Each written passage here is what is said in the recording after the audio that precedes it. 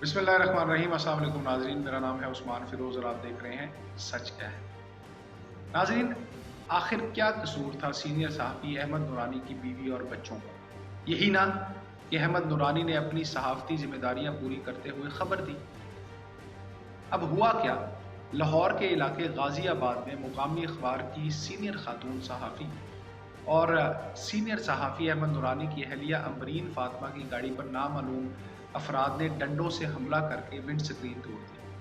ابھی واقعہ بیسیکلی پیش کیسے آیا کہ امبرین فاطمہ اپنے بچوں کے ساتھ اپنی گاڑی پر نکلی تو دو نامعلوم افراد نے تعاقب شروع کر دیا۔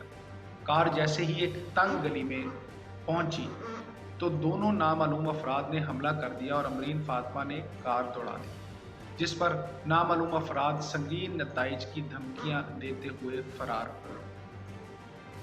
ناظرین، پولیس نے نامعلوم حملہ آوروں کے خلاف مقدمہ درج کر لیا ہے اور اس حوالے سے امبرین فاطمہ کا کہنا ہے کہ ان کی کسی سے کوئی ذاتی دشمنی نہیں ہے۔ اس کے باوجود ان پر حملہ اور ان کی فیملی پر جان لیوا حملہ ہونا قابل مذمت ہے۔ ناظرین، واضح رہے کہ اس سے قبل ثاقب نثار کی مبینہ آڈیو کی تصدیق کرنے والی فرم نے بھی یہ دعویٰ کیا تھا کہ انہیں دھمکی دی گئی ہے۔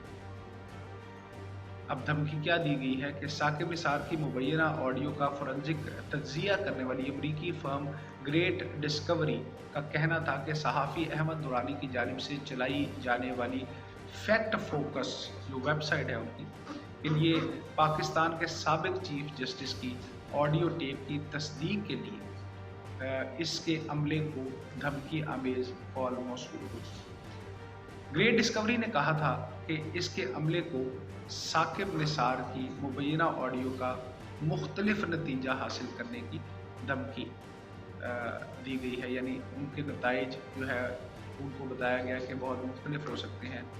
فورنزک لیبارٹری نے ٹویٹر کے ذریعے کہا کہ آج ہمیں ایک کال موصول ہوئی جس میں کہا گیا تھا کہ ہماری جان کو خطرہ ہے۔ تو ناظرین، یہاں پہ سوال یہ پیدا ہوتا ہے کہ کیا ہوا کہ اگر خبر ایک سابق چیف جسٹس کی غیر جمہوری باتوں پر مبنی تھی؟ کیا سچ سامنے لانا اتنا بڑا جرم ہو گیا؟ اور اگر خبر جھوٹی تھی تو کیا اس کو سزا دینے کا طریقہ یہی کہ اس کے اہل خانہ پر حملہ کر دیا جائے، ان کو قتل کرنے کی دھمکی دی جائے، ان کی گاڑی پر حملہ کر کے یہ میسج دیا جائے کہ خبردار، آئندہ خبر دینی ہے تو صرف سیاستدانوں کی خبر دینی ہے؟ تو مقدس گائے کا تصور ذہن میں رکھا نہ جائے۔ کیا سابق جج فرشتہ ہے، غلط نہیں کر سکتا؟ اور اگر کچھ غلط نہیں ہوا تو پھر اتنی پریشانی کیوں ہے بھائی؟ تم تو چیف جسٹس رہے ہو، قانون جانتے ہو، ملک کے قانون کے رکھوالے رہے ہو۔ جاؤ عدالت میں انصاف پر اعتماد کرو اور اپنا کیس لڑو، جیتو اور سرخرو ہو جاؤ۔ کیا ہوا اگر خبر میں یہ سوال اٹھا کہ عمران خان کو لانے کا کہنے والا کون ہے؟ تو کیا ہوا؟ کیا یہ معلوم کرنا ناظرین جرم ہے؟ کیسا غیر جمہوری رویہ کس نے اپنایا؟ کیا تم جانتے نہیں کہ ہمارے تو مذہب میں بھی جنگ کی حالت میں بھی عورتوں اور بچوں کو کچھ نہ کہنے کے احکامات ہیں؟ تو پھر یہ کون ہیں جن کا نہ تو کوئی ملک ہے، نہ کسی آئین کو مانتے ہیں اور نہ ہی کوئی دین ہے؟ ناظرین، آج صحافتی تنظیمیں بھی چیخ چیخ کر کہہ رہی ہیں کہ حکومت کب تک صحافیوں اور ان کی فیملی پر ہونے والے حملوں پر خاموش تماشائی بنی رہی۔ احمد نورانی کی اہلیہ امبرین فاطمہ اور بچوں پر حملے کے ملزمان کو فوری گرفتار کیا جائے، ورنہ پھر بھرپور طریقے سے احتجاج کیا جائے گا، یہ کہنا ہے ناظرین تنظیموں کا۔ وفاقی حکومت سے انہوں نے مطالبہ بھی کیا ہے کہ احمد نورانی کی فیملی کو تحفظ دیا جائے اور اگر ان کو کچھ بھی ہوا تو ذمہ دار موجودہ حکومت ہو۔ پھر ناظرین، ایک اور بڑا سوال یہ بھی ہے کہ ہوا کس کے ساتھ اور تکلیف کس کو اور کیوں؟ یعنی کہ خبر ہے سابق چیف جسٹس کی اور تکلیف ہے حکومتی مشیروں کو۔ کیا صاف ستھری انکوائری کروانے کا مطالبہ کرنا جرم ہو گیا؟ بھائی، اگر قانون کا 100 मोटो चैंपियन भी अदालत जाने से गुरेजा है और ऐसे ओछे हथकंडों से काम लिया जा रहा है, तो फिर तो इंसाफ का क्या हाल हो गया। आप समझदार हैं। बड़ी बड़ी बड़के मारने वाले इक़्तिदार पर बैठे वो लोग जिनकी पार्टी का नाम ही इंसाफ पर है, आज क्यों नाइंसाफी की गिरदान पड़ रही है? क्यों फॉरेंसिक कंपनी और अहमद नूरानी पर कानूनी कार्रवाई नहीं की जा रही?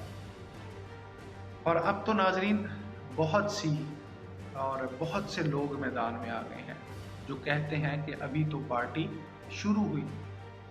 वीडियोस का एक खजाना है जो अब आवाम के सामने आएगा। कोई फवाद चौधरी की वीडियोस की बात कर रहा है तो कोई पोस्ट कर रहा है इमरान खान साहब की वो वीडियो जिसमें वो सदर पाकिस्तान यानी आरिफ अलवी को पीटीवी हमले पर और इसकी नशरियात बंद कराने पर मुबारकबाद दे रहे हैं। तो नाज़रीन अब क्या करें?